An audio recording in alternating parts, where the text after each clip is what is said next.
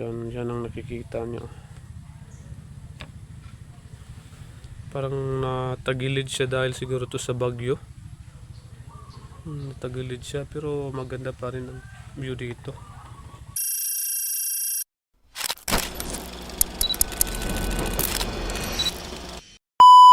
Hello mga ka-explore! Welcome po naman sa ating bagong episode sa ating Explore with Daniel. So ngayon pupunta po tayo sa Bamboo Forest at nakikita nyo nandito tayo sa sa itong pinakataas na karsada dito sa Cebu, ang Isle of Medellin. So ipapakita ko sa inyo ang Isle of Medellin. Nakikita nyo po, ito po yung Isle of Medellin at doon tayo pupunta ngayon sa Bamboo Forest.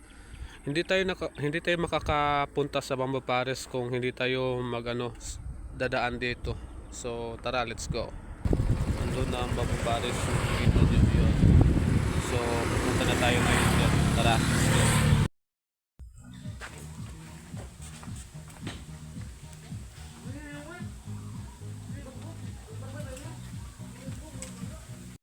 So hello mga Lodi, nandito na tayo sa tinatawag nilang Bamboo Forest at dito may mga alaga silang mga yung tawag ng turkey. So yan, nakikita niyo mga turkey ang mga alaga. So say to my vlog mga vlogging, yan, nakikita niyo sila. Yan sila. So punta tayo dun sa unahan. Ito ko kaya dito sa Bamboo Forest. Ito yung Bamboo Forest. Ay, parang walang tao masyado. Parang ako lang mag-isa ang tao dito ngayon. So ewan ko kung ano pa ba, may namamasyal pa ba dito. So parang tahimik naman. Nung first time nito sobrang raming dumadayo dito, pero ngayon tahimik na. So yung design nila, yan, nakikita nyo naman. So ito yung nila ngayon. Ito na ang Bamboo Forest ngayon, na yung noon na pinupuntahan ng mga tao dito, ngayon parang tahimik.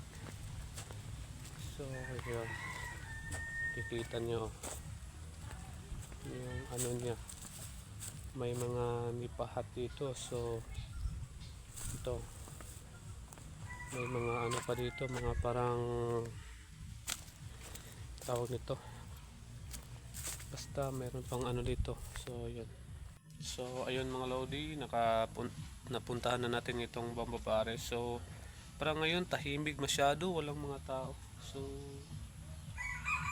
tingin ko parang parang wala na masyadong tao dito na pumapasyal. Pero iwan ko kasi kasi ngayon working days, so baka sa mga walang pasok mayroon mga tao dito. So as you can see, maganda naman dito, tahimik. Kapag mainit sa labas dito, sobrang lamig. So yun, maganda pa rin dito. So sa akin lang, so gusto ko ng mga ganito, sobrang tahimik, peaceful yung mind mo. Asarap mag-relax ng ganito, tulad ganito, meron pang nipahat. Yan ang nakikita nyo. Parang natagilid siya dahil siguro to sa bagyo.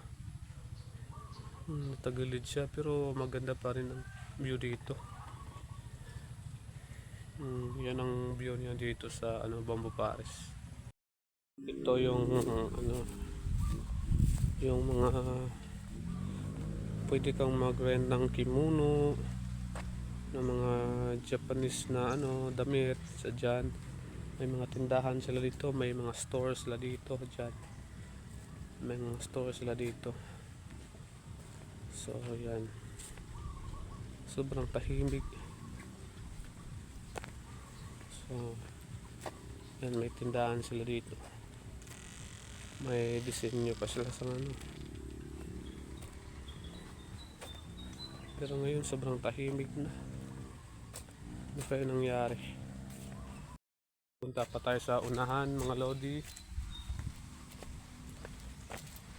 Wala talagang tao mga Lodi, parang ako lang mag-isang pumunta dito ngayon.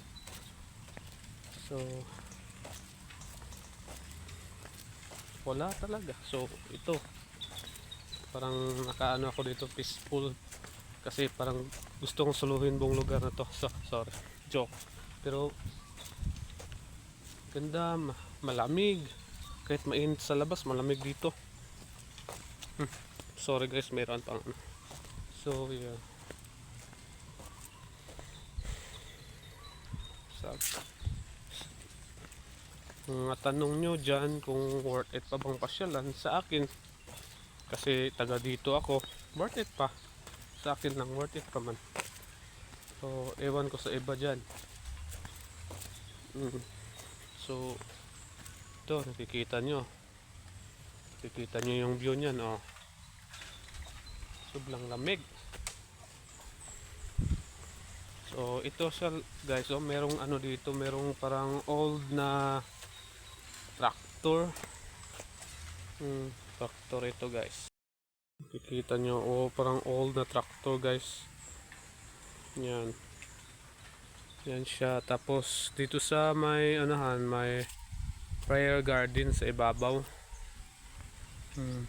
Mayroon ding mga tambayan dito sa gabi. May ilawan din dito sa gabi, pero ngayon wala na, parang hindi na ano. So ano yan, bakit kaya wala ng katao-tao dito?